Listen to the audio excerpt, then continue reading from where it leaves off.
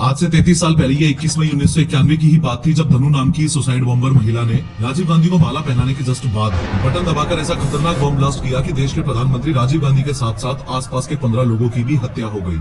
असल में हुआ ये था कि राजीव गांधी की हत्या से 6 घंटे पहले यानी 4 बजे श्रीलंका में लोकेटेड जो इंडियन एम्बेसी थी उसमें एक अननोन कॉल आया और कॉल करने वाले ने पूछा कि क्या राजीव गांधी अभी भी जिंदा है। हालांकि राजीव गांधी जिंदा भी थे और आने वाले इलेक्शन के लिए देश भर में रैलियां भी कर रहे थे। इस अननोन कॉल के 2 घंटे बाद यानी शाम को 6 बजे राजीव गांधी विशाखापट्टनम की एक इलेक्शन रैली से फ्री होकर एयरपोर्ट की तरफ जा रहे थे ताकि चेन्नई के पास श्री पेरम्बदूर में होने वाली एक और रैली को अटेंड कर सके। अब जैसे ही राजीव गांधी विशाखापट्टनम एयरपोर्ट पर पहुंचे तो पायलट ने उन्हें बताया कि वो अभी फ्लाई नहीं कर सकते क्योंकि एयरप्लेन के कम्युनिकेशन डिवाइस में कुछ खराबी है। जितनी देर कम्युनिकेशन डिवाइस सही किया जा रहा था उतनी देर राजीव गांधी वहीं एयरप्लेन के पास बैठे रहे, लेकिन जैसे जैसे टाइम बहुत ज्यादा लगने लगा वैसे ही राजीव गांधी वहां से चल पड़े।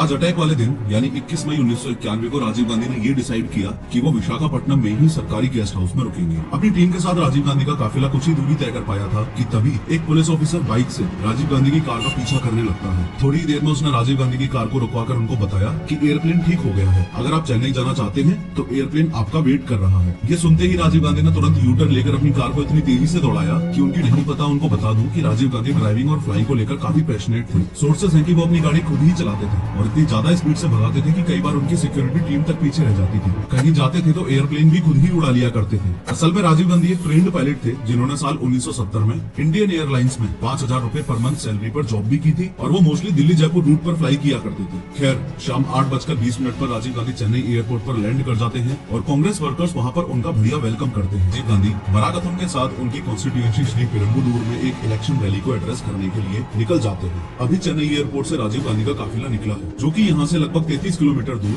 श्री पेरम्बदूर के इस ग्राउंड तक आना है। हाँ, वही इलेक्शन रैली ग्राउंड जिसमें राजीव गांधी की एक सुसाइड बॉम्बर के द्वारा हत्या होने वाली है। राजीव गांधी के इस ग्राउंड में पहुंचने से पहले चलो हम इस ग्राउंड के लेआउट को समझने के साथ ही ये भी देख लेते हैं कि राजीव गांधी कहां से होकर जाने वाले थे और क्या क्या करने वाले थे। ये वो पूरा ग्राउंड है जहां इलेक्शन रैली ऑर्गेनाइज्ड की गई है। इस ग्राउंड में यहाँ पर वो स्टेज है जहाँ से खड़े होकर राजीव गांधी लोगों को संबोधित करेंगे। स्टेज तक चलकर आने के लिए बीच में ये रेड कारपेट एरिया है। स्टेज के पास ही रेड कारपेट एरिया के इस तरफ ये लेडीज सेक्शन है और स्टेज से कुछ दूरी पर रेड कारपेट एरिया के अपोजिट डायरेक्शन में यहाँ पर ये वो सेक्शन है जहाँ राजीव गांधी के स्वागत के लिए लोग खड़े होने वाले हैं। इस स्टेज के बिल्कुल सामने 100 मीटर की दूरी पर ये राजीव गांधी की माँ यानी इंदिरा गांधी की ये बड़ी कार्डबोर्ड वाली मूर्ति है। ओवरऑल इस प्रोग्राम की प्लानिंग कुछ इस तरीके से की गई है कि जब राजीव गांधी यहाँ पहुंचेंगे तब सबसे पहले वो इंदिरा गांधी की मूर्ति को माला पहनाएंगे। उसके बाद इस बैम्बूज की बैरिकेडिंग के बीच मौजूद इस रेड कारपेट एरिया में उनका वेलकम किया जाएगा। आफ्टर दिस वो सीधा मंच पर जाकर भीड़ को एड्रेस करेंगे। याद है मैंने आपको एक लेडी मरागथम के बारे में बताया था जो राजीव गांधी को इस रैली में होस्ट कर रही है और उनके साथ उन्हीं की गाड़ी में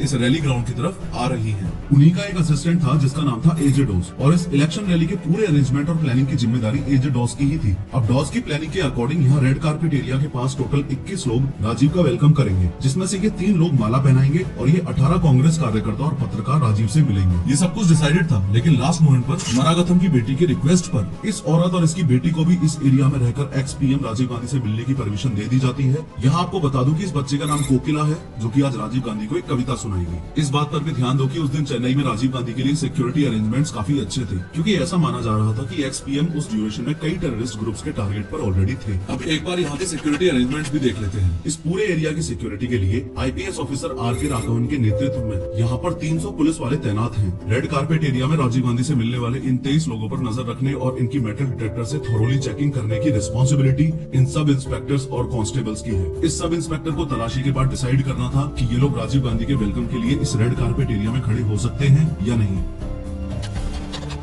अभी रात के 9:30 बज रहे हैं। राजीव गांधी को देखने के लिए यहाँ भारी भीड़ जमा हो चुकी है और सभी उनका बेसब्री से इंतजार कर रहे हैं। लेकिन दिक्कत वाली बात यह है कि आज इस भीड़ में 5 लोग ऐसे भी हैं जो नहीं होने चाहिए थे, जिनका सिर्फ एक मकसद है कैसे भी करके राजीव गांधी की हत्या करना। इन 5 में से 3 लेडीज हैं और 2 जेंट्स हैं। दोनों जेंट्स यानी कि ये शिवराजन और हरि बाबू पत्रकारों के भेष में इस वेलकम सेक्शन एरिया में खड़े हुए हैं। तीनों की तीनों लेडीज यानी नलिनी, धनु और सुभा यहाँ वेलकम सेक्शन एरिया के साइड में खड़ी हुई है। इन तीनों में से नलिनी तो इस साजिश में सिर्फ एक हेल्पर है। दिक्कत वाली बात थी इन दोनों की। ये दोनों धनु और सुभा सुसाइड बॉम्बर्स हैं। इन्होंने अपने कपड़ों के नीचे बॉम्ब जैकेट पहनी हुई है जो इन बटन्स की मदद से ब्लास्ट होने वाली है। अब धनु और सुभा को किसी भी तरह इस रेड कारपेट एरिया में खड़े हुए हुए लोगों में शामिल होना था, क्योंकि ये 23 लोग ही हैं जो राजीव गांधी के बिल्कुल पास जा सकेंगे।